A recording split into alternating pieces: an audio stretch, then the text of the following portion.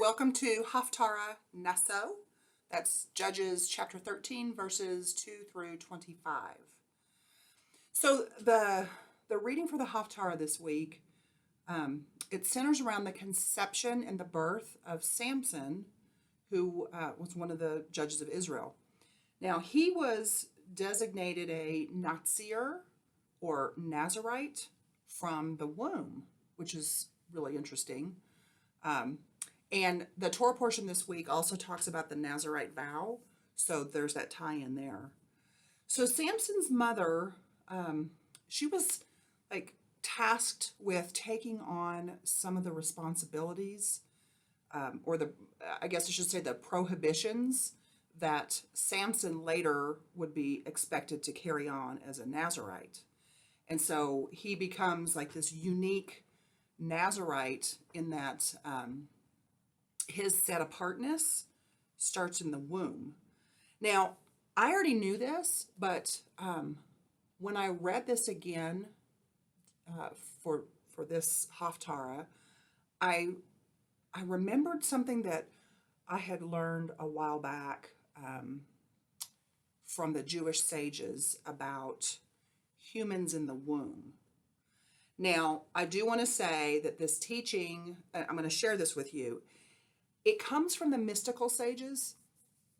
And honestly, I'm not suggesting that you have to believe like what I'm going to share, because I'm not even sure if I believe it completely or parts of it. But it was thought-provoking to me, and that's why I want to share it with you. So the sages say that that there's a lamp that's lit, and so the lamp, it's probably a menorah, right? So a lamp that's lit for the unborn child, that's above the child's head in the womb, and with the light, the child can see from one end of the world to the other end, which means wide knowledge. And it's said that through this menorah, the unborn child learns the entire Torah. Now, think about that concept right there for a minute. The entire Torah. So, as each of us study and learn Torah more, what usually happens? What usually happens is that we realize that there's so much more to learn, right? We realize that it's going to take our whole lifetime and then beyond in order to master the Torah. So the idea that each of us as an unborn child learns the entire Torah, that's incredible to even ponder. It's on a completely different plane, right, than what maybe we could experience. And then it said that as soon as the child is born and experiences the air, breathing the air of the world, that an angel comes and causes the child to forget the entire Torah. And then it said that the child doesn't leave the womb until it's the child is made to take an oath. And one part of the oath is to become a righteous person and not a wicked one. And even if the entire world says to you, well, you're righteous, the oath is that you would say that you're not going to become complacent, because of other people's praise of your good deeds, that you're always going to be aware that there's so much more that you can grow, so many different ways that you can grow. And the idea is that having been taught Torah, having been taught everything inside the womb, it's so that during our lifetime, we would always have a sense of coming back to what we once already knew. Isn't that cool? To come back to who we've always been. And they say this is like a spiritual deja vu. Now, this is me taking this idea in saying this. It seems to me like if this is how things are, that even a newborn would need to return to God, even though they've not committed a sin. So returning to God, God says all the time, return to me, return to me. Maybe that's not only about stop sinning, but maybe what that means is coming back to what we used to know and coming back to what we used to experience with God, even before we existed in this sort of physicality. So it made me think about this. What if this is true? What if at the moment of our birth, we are caused to forget who we are and whose we are?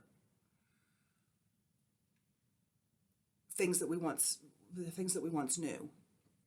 So what if the process of living on earth isn't always learning something anew, but it's relearning what's already been yours? And if so, are we learning anew that God loves us? Is that something new to learn, or are we supposed to relearn it? See the shift there, right? Are we actually learning anew what our purpose is, or are we relearning it? And if it's the latter, then I think there's some important implications for us. Because over and over again, God tells us to remember zakar, the Hebrew word. And if that's so, then I think we're going to be able to see signs everywhere of what we once had when we know where to look and when we know to look for these signs. Like signs of having been there with God before, signs of knowing Torah before. God is awesome and he's powerful and he's set apart and he's so different from us. And we need to have that understanding of him, that holiness of him. But maybe we also need to think about where we feel familiar with him and that he has been that anchor for us if we could just remember it. And I'm thinking that we can look for signs that he's given us to point us to where we're from. The little g gods in our lives, those things try to distract us from what maybe our spirit already knows, that God has always been there for you. He's more than we can comprehend, but what if we're not learning about him at this point on earth? What if we're not learning about him from scratch? What if what we need to do is just remember? And what if the struggling and the pain that's just part of life that we always try to avoid, what if that's the mechanism that God has put in place in order for us to remember? Now, again, I'm not saying you have to, believe any of this, but I am encouraging you to kind of ponder it, to ask God what he thinks about this. Speaking about the idea of suffering and pain and how that's necessary. When my second born daughter was maybe 2 years old, she received a really bad burn on her arm from melted butter that she had reached up for on the counter and pulled down on herself. And the doctor had tasked me with debriding the wound.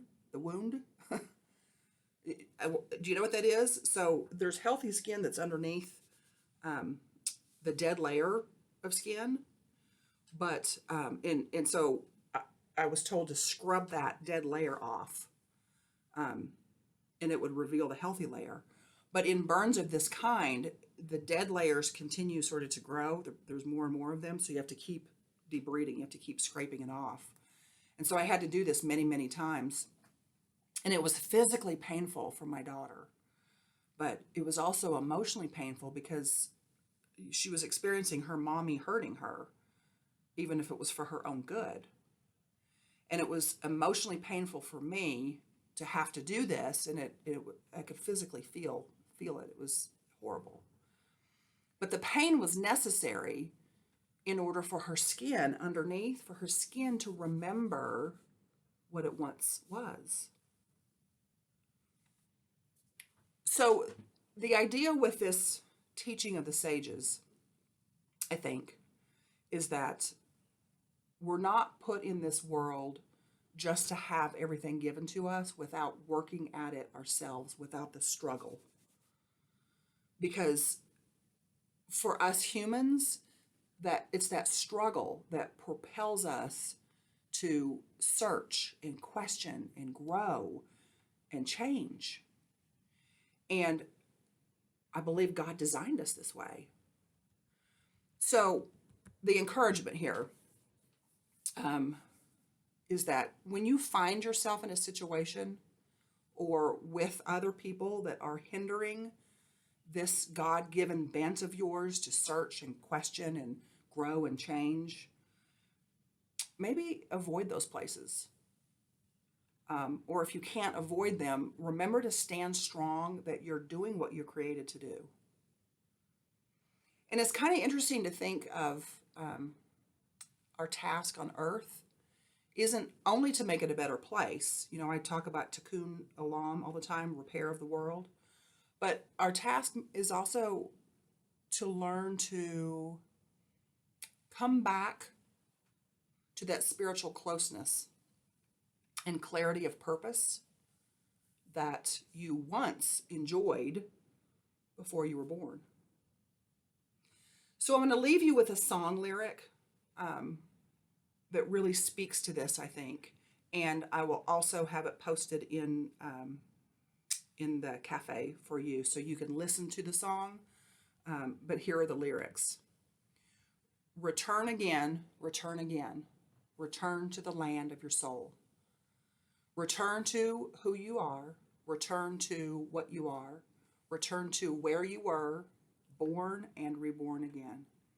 Relive the lives of our fathers before you, who died with the song of the Lord on their lips.